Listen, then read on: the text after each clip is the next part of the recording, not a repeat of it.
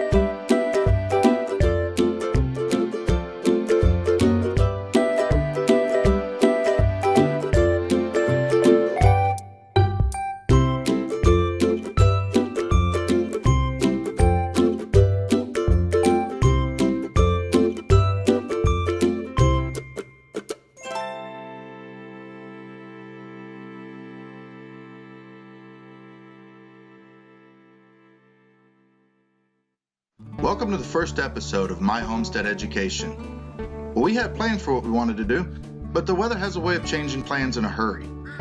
We're doing some late season harvesting, and then we're going to learn to preserve the fruit.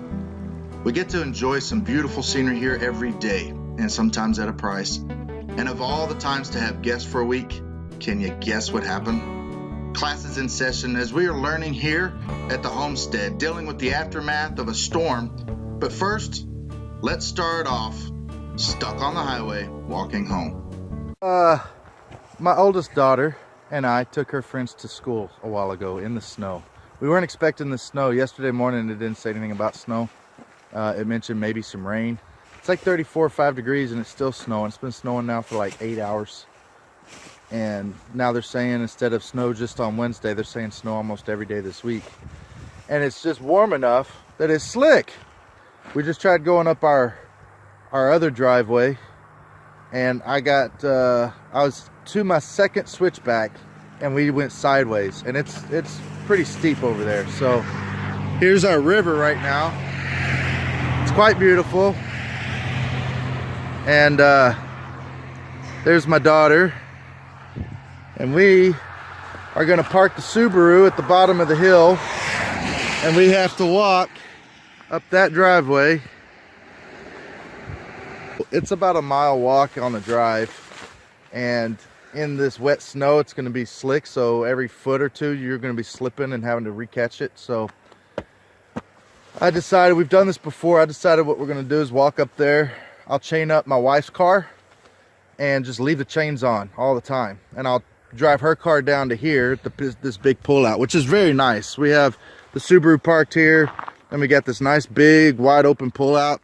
And here in Idaho, the sheriff's department, they're all really cool about it. As long as you tell them, hey, that's not an abandoned car, it's my vehicle and I'm using it as a taxi, then they're really cool about just leaving you alone, because they know these driveways are impassable much of the year without chains. And chains are such a pain.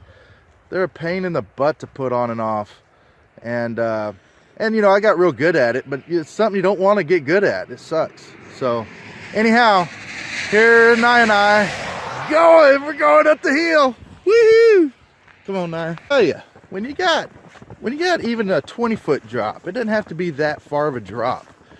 And it's a 20-foot drop on one side of you, and your car goes sideways, and you're sliding backwards, and you can't control your car. That's enough to put a bit of a fright in a man. It is beautiful, but I would trade beauty for being able to just get home right now any day. All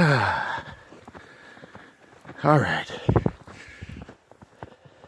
I need the exercise. I gotta tell myself that.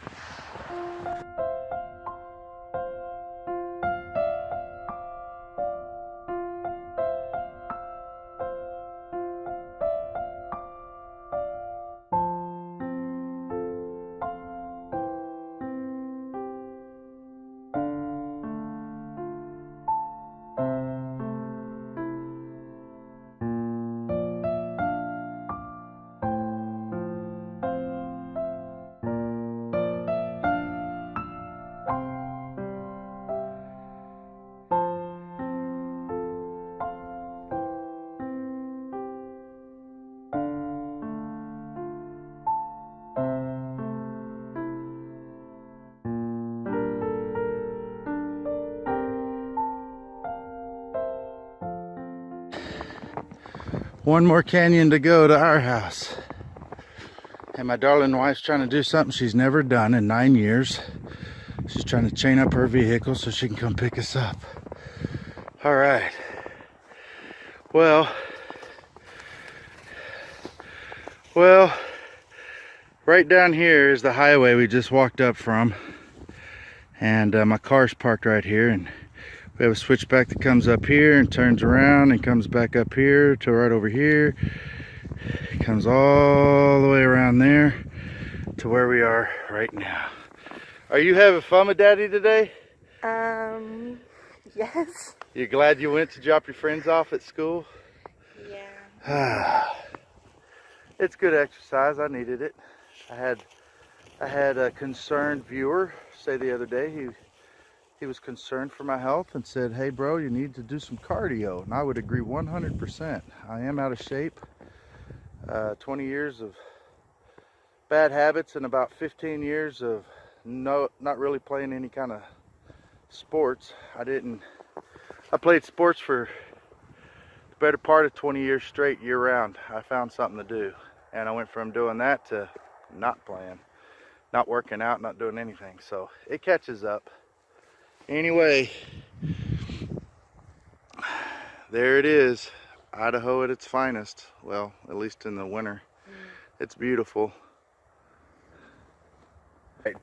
Anaya, you ready to finish the trek? We got the worst part over with, I think. Yeah, so I was gonna let my wife come and get me, but I'm looking across the valley and she's still trying to figure out how to get that first chain on. So her and my son are working hard. All right.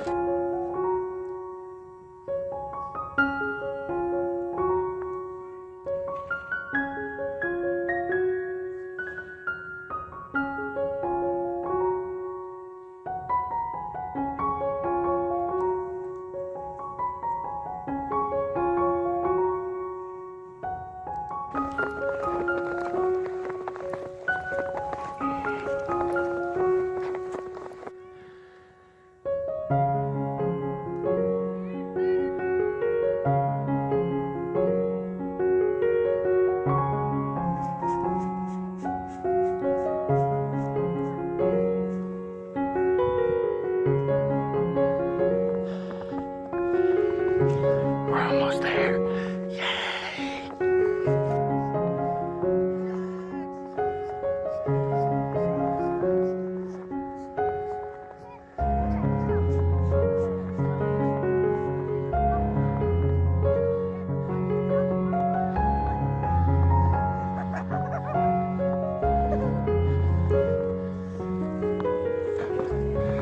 Boys built a ice cave. Just big enough to lay in it. Once you get in it, show us you can get in it.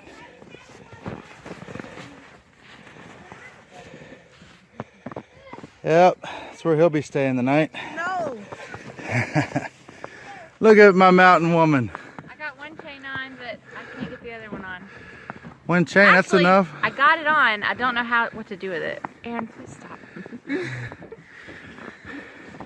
I'll put your coveralls on. Well, I did a few things yesterday where I cleaned my shop. I had to reset up our storage tent, and I had my microphone plugged in. And I've got some new equipment here I'm still getting used to using. Today I left my mic out because but you know, I plugged it in and I forgot to turn it on. So I have, I probably have a good 25-30 minutes at least, maybe closer to an hour worth of video with no sound whatsoever. So anyhow, but I just thought I'd come out and kind of recap, and I've got a lot of footage here I'm going to show you. But here is our tent, and you can see what it looked like before. And that was after a windstorm. And what I was trying to say, and I showed I got some footage here of a windstorm from last year. And the windstorm from last year, when I was videotaping it, wasn't the worst of it, but it lasted for almost 2 days. And I'm from Southeast Texas. You know, I went through Hurricane Rita, Hurricane Alicia back in the 80s, Hurricane Ike. I've been through a lot of really big hurricanes, so I understand hurricane force winds and lots of tropical storms. We get every year we get tropical storm force winds at some point for at least a day or so. You know, 6 hours, 12 hours long. Well, this last week we got 2 windstorms. The first one was actually, I think, worse as far as the way it felt in the house. It was that you could actually feel our house rocking a little bit, but the tent stood fine.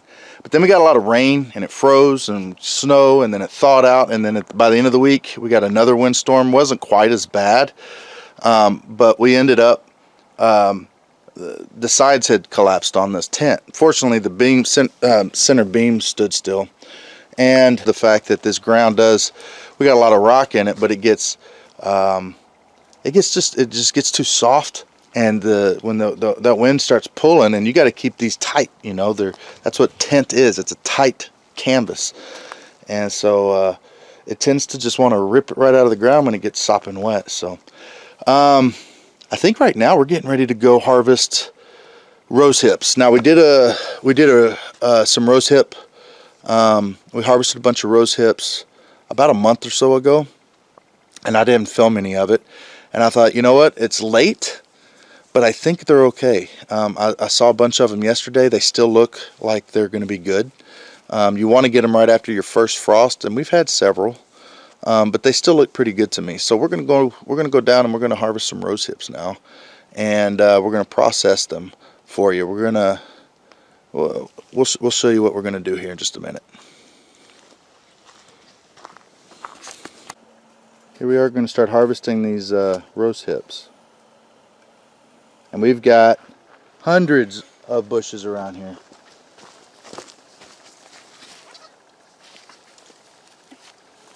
I think they're going to be okay. They're soft, but they're not just gooey falling apart. Abby, you can set that down if you'd like. I think that's a good idea. Some of them are a little bit mushy, and you can see all the seeds inside. And to make jelly, you want to get the seeds out. It takes a lot of them to get jelly.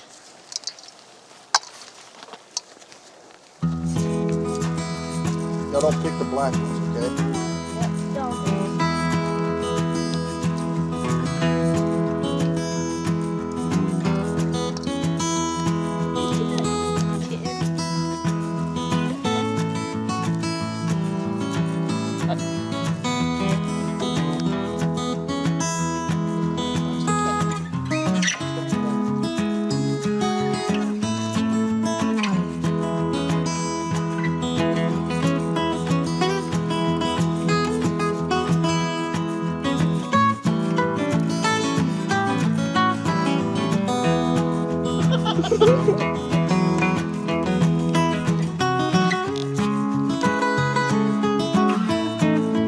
That's our cat named Wolf.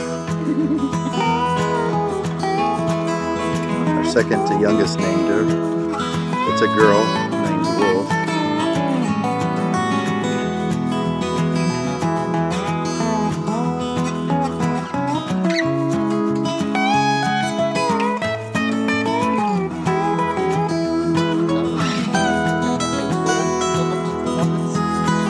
That was that look.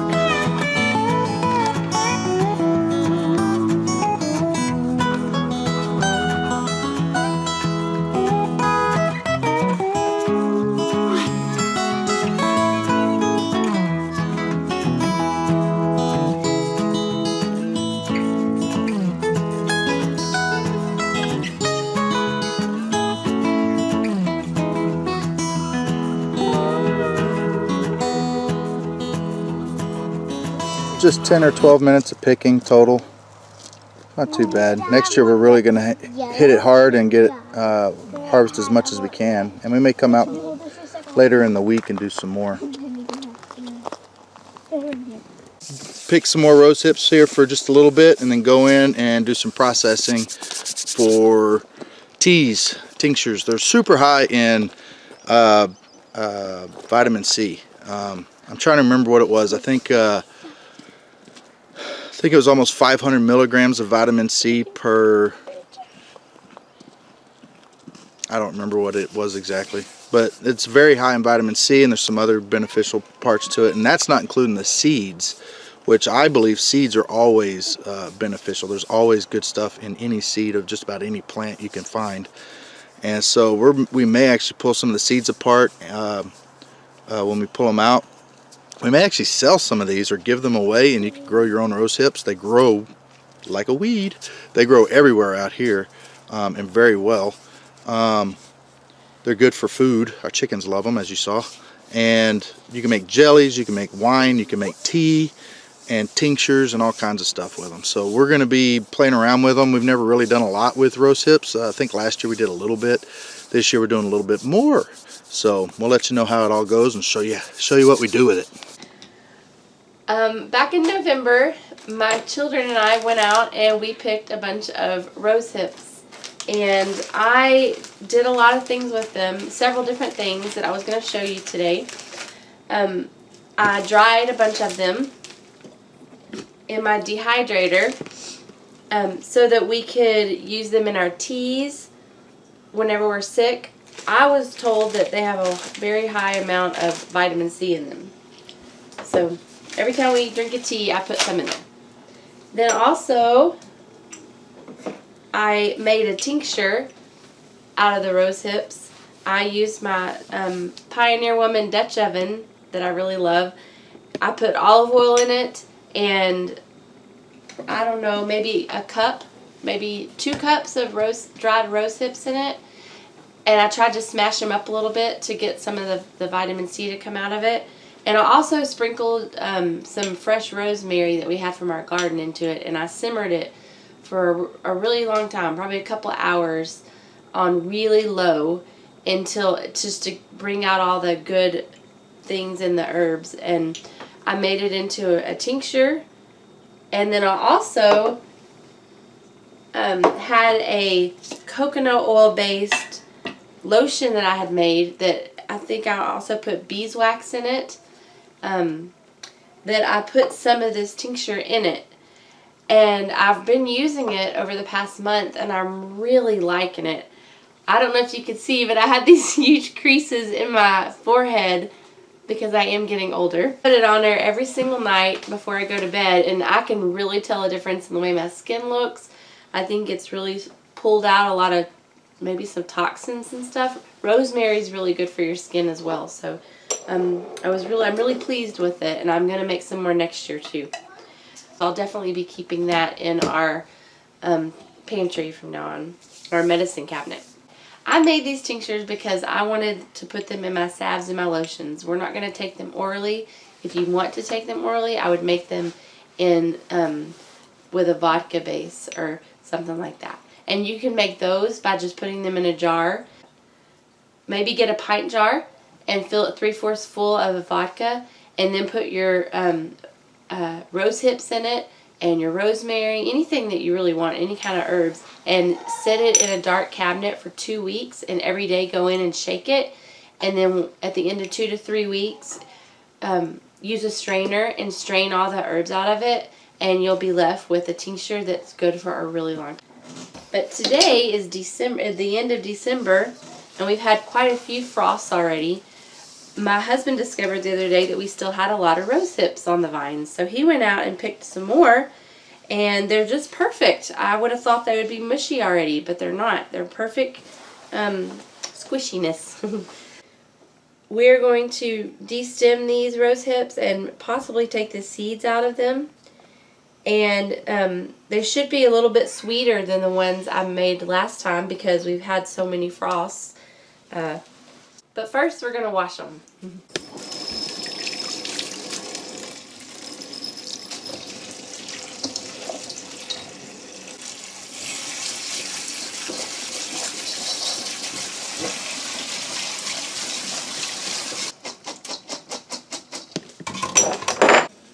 Okay, so we're going to prepare our rose hips now. We're going to take the stems off of them. They kind of pop off. And then I'm going to cut it in half. Probably should.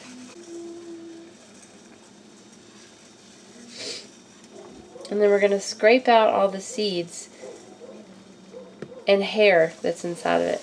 And this is the way you want to prepare it if you're going to use these in jellies or syrups,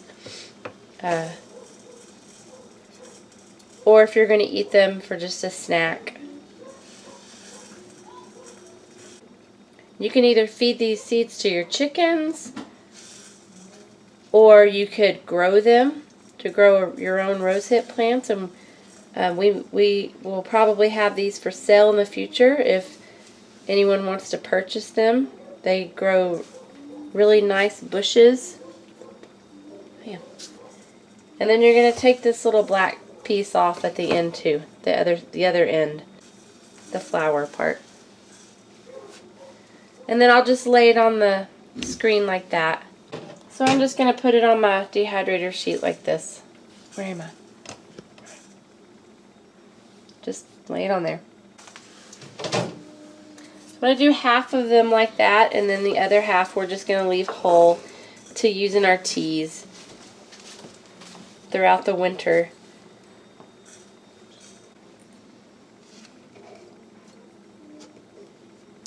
My husband saw the struggle that was real, and he got me a knife more suited for this. It's not really easy to do this, but it certainly helps if you have a smaller knife. Oh, and the ends just pop right off.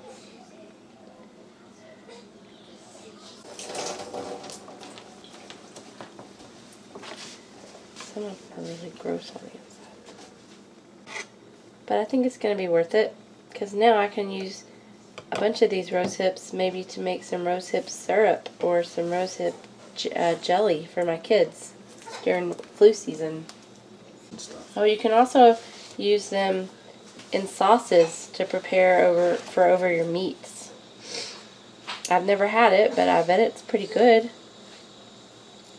I wonder about a salad dressing.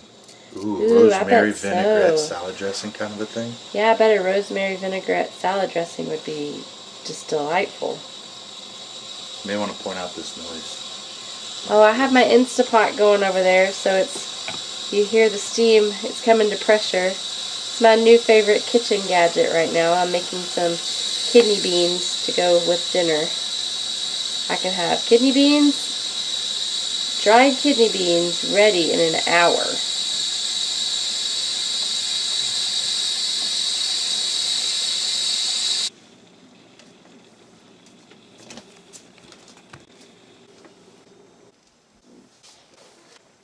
I think this is all we're going to do of these.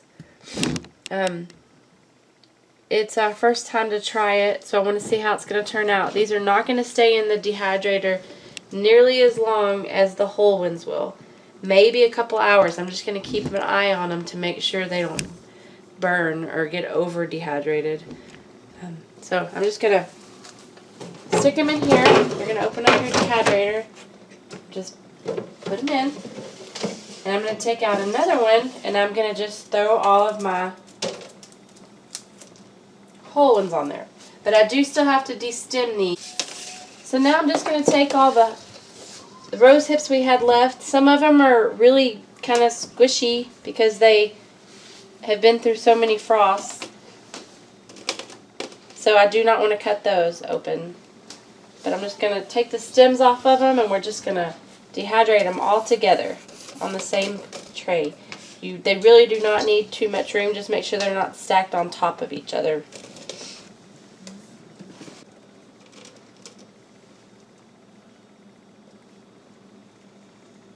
They look really gross. Don't even try to dehydrate those. If they're falling apart or really dried looking, just throw them off give them to your chickens. They'll like them.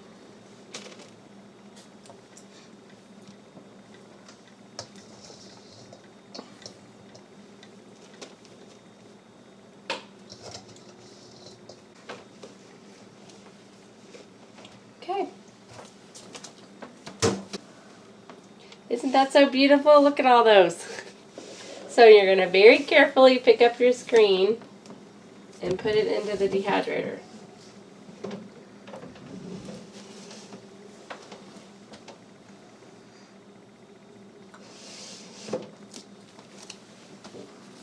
Clean up your mess. Okay, so we have the Excalibur food dehydrator, the Economy, and I believe there is 1, 2, 3, 4, 5, 6, 7, 8, 9 trays in this one. I also, this year I did some elderberries. They are extremely good for you. I really wish I would have done more, and I will be doing a whole lot more next year.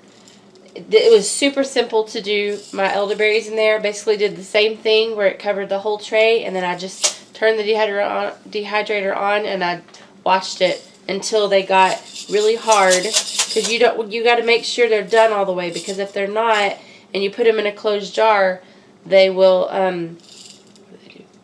begin to mold. They'll begin to mold and it'll be bad for you, make you sick. So I did those, and then I did the rose hips this past year. Okay, if you're wanting to buy one of these, check out the link below. These were a lot of fun to make. My girls actually helped me prepare these. They make me feel better going into the winter knowing that I have these kind of products that would normally cost me between $15 and $25 at a store or on Amazon to go buy, when I can just step outside and go and pick them and prepare them for my family myself.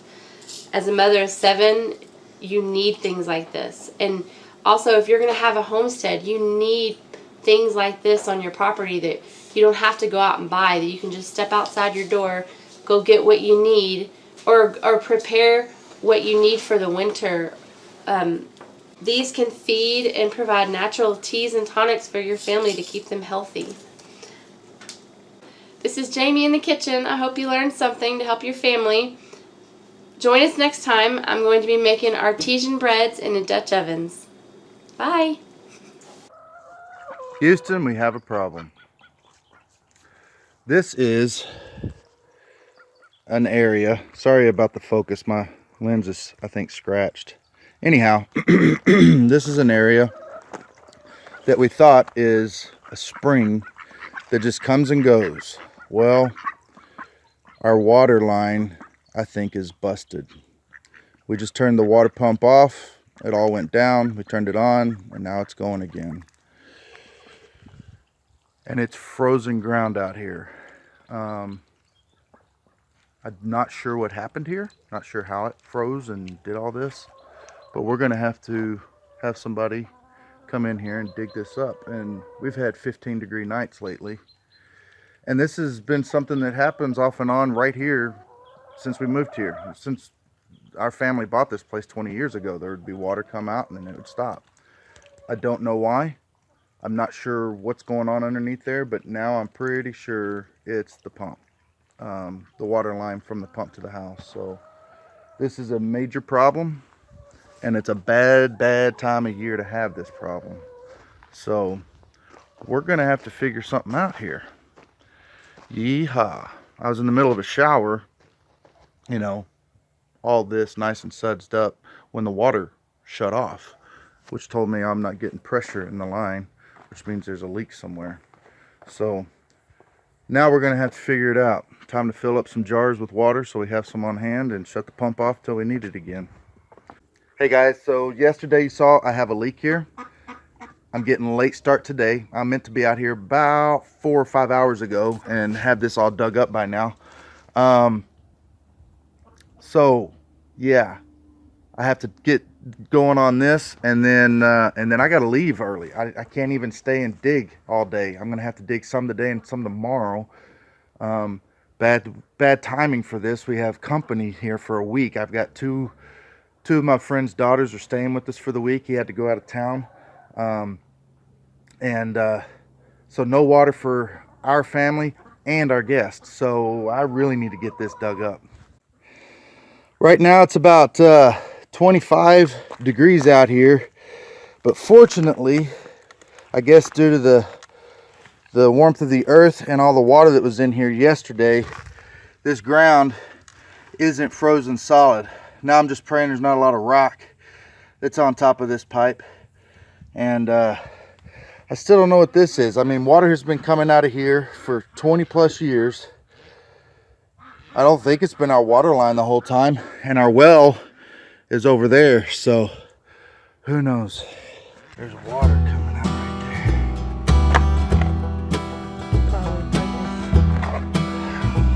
right there.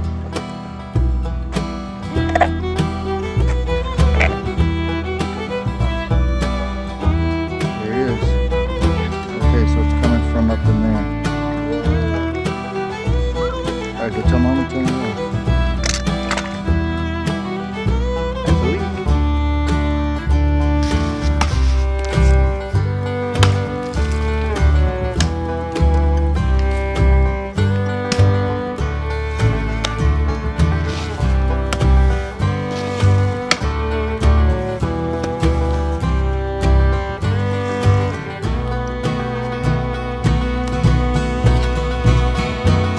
Oh my.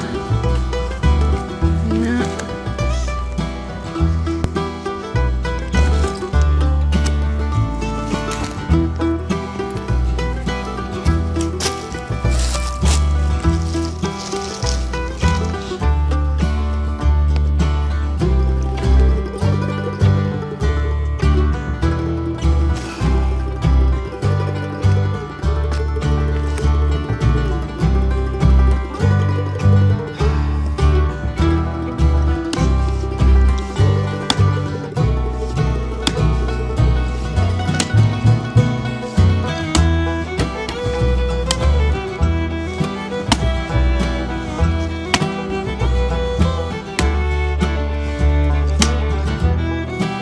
Here's one small piece of the root. Still cutting the rest up. It's time to go. Well, we're on our way to pick up our friends. I've got a friend who's gonna, a friend y'all have met once before or twice maybe, Halfway Hollywood, Mr. Miller. We're heading to pick him up, and then we're gonna go up towards Coeur d'Alene area to pick up our friends. Just thought I'd show you, there's our river, and it is starting to ice over. We had probably 5 days or so of 12 to 15 degree nights and highs of mid to upper 20s. So anyhow, we're gonna go pick up Halfway Hollywood. Me, Caleb here. Promises to be a fun day. We pray we have a safe trip there and back, and all goes well with the vehicles. So Halfway Hollywood showing us his new snowmobile.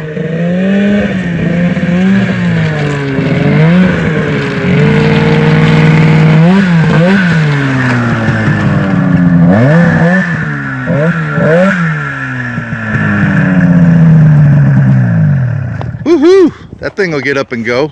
Yeah. It's even more fun when you have like a foot of snow in it.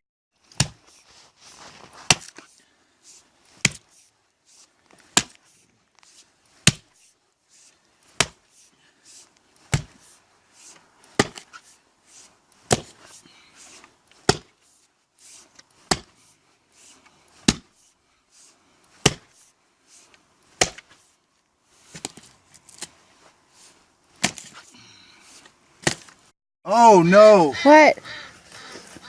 What? Ooh, I'm glad I didn't cut that. What is it? Electrical line.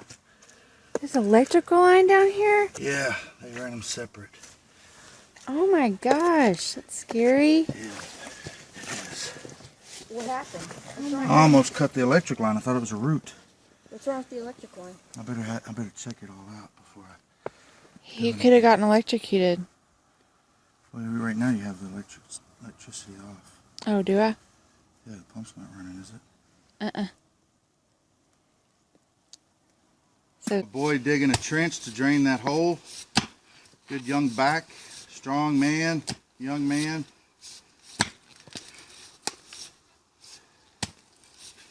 Learning to be a homesteader. This is part of it, ain't it? This is going to be a quick fix if we can get to it today. A fix that hopefully will last us 3 months, and then We're going to come in with an excavator and dig up the entire line and replace it, and probably actually have a line within a line just to make sure this never happens to us again, because you don't want this happening. I think I found my water line. I got a 1-inch supply line, and I almost cut my electrical line. They just have it running in the ground. So this spring, right now, I got to find a patch to patch that up. And I'm going to put my rubber boots on to get down in that gunk. And we're going to patch it up, and yeah, we're going to get it fixed and then fill it back in for now after we know that it's not leaking. And this spring we're going to come in and tear all of this up.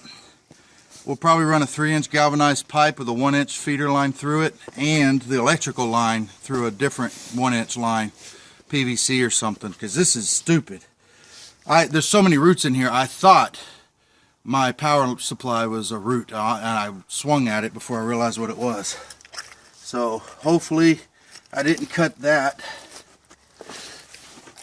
If so, that's a fairly easy fix. But there's my line.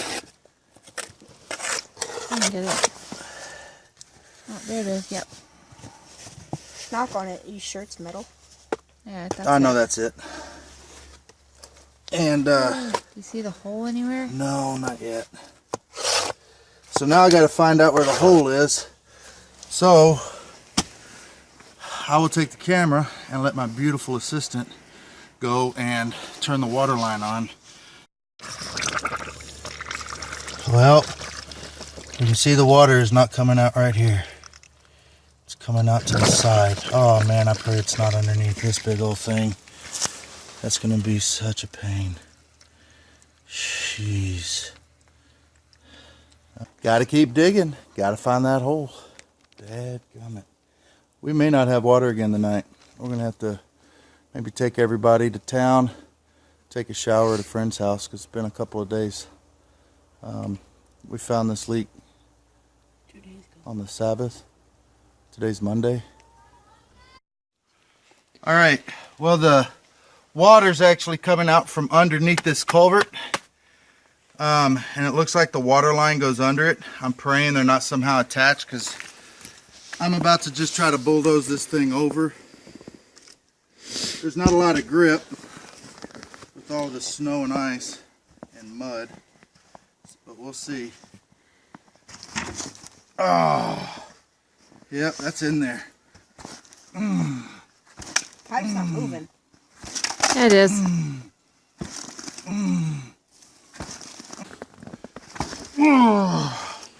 Holy cow. There you All go. the way under it. Yeah, it's underneath this. Maybe that was his.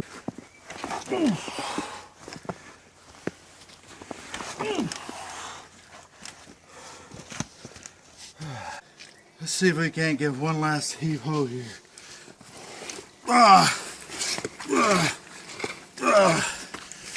You should lay on it. Oh, Dad, it's so close.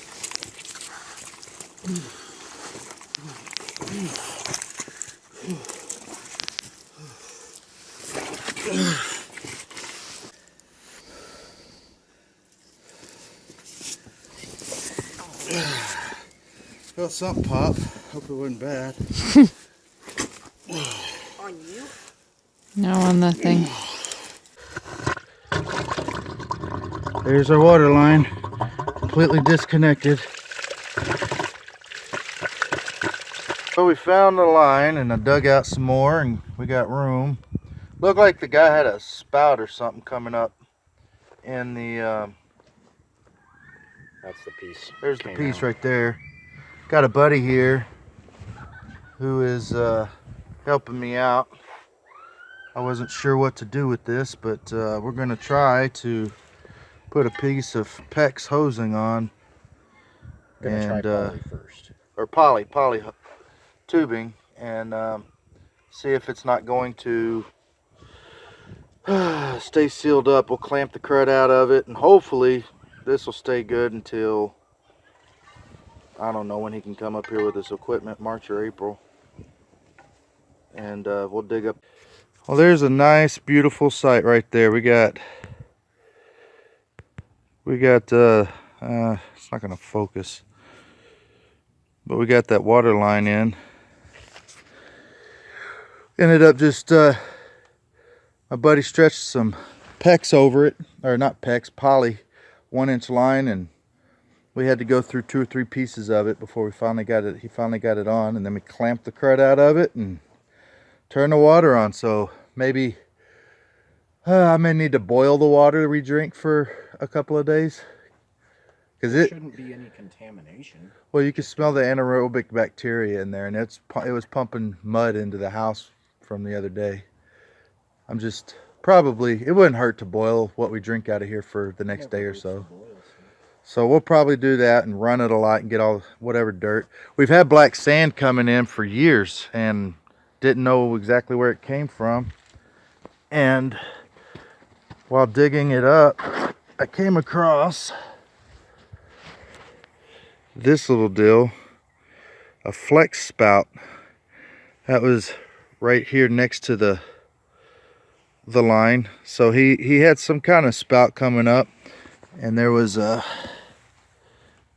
T in the line. This part came up in the middle of that culvert, and then here was what we think was a valve to turn it off, but it was just buried.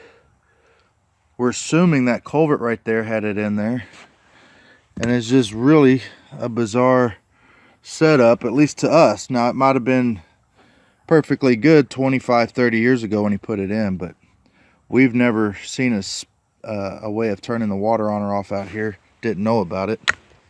So anyhow, yay, 4 days after no water, we have water. Thanks, Dan. Thank you for joining us here at My Homestead Education. This is episode 1 of season 1 that you just watched. I'm gonna ask you, give us a thumbs up. Even if there's segments you didn't like, if there's something you didn't like about it, give us a thumbs up and comment in the comment section below on things you'd like to see changed. Let me know if there's something you liked. Let me know if there's something you didn't like. We want to provide entertainment. We want to provide education. We're going to be doing as many things as we can as a family that is entertaining to us, hopefully entertaining to you. We're also learning all kinds of new things every day here at the homestead. So we are going to ask that you join us in the future. Please subscribe, hit that notification bell. Join us next week in episode 2. My wife is going to be making artisan bread, not artesian bread, in a Dutch oven. She loves making bread. Her and my daughter both, they're very good at it. They enjoy it, and they're learning new ones all the time, new methods and new styles of bread. Also, we're going to be working on building 8 different chicken coops for 8 different varieties for our hatchery that my son and I are doing here at the homestead. So please join us next week, subscribe, and we'll see you again. Have a great day.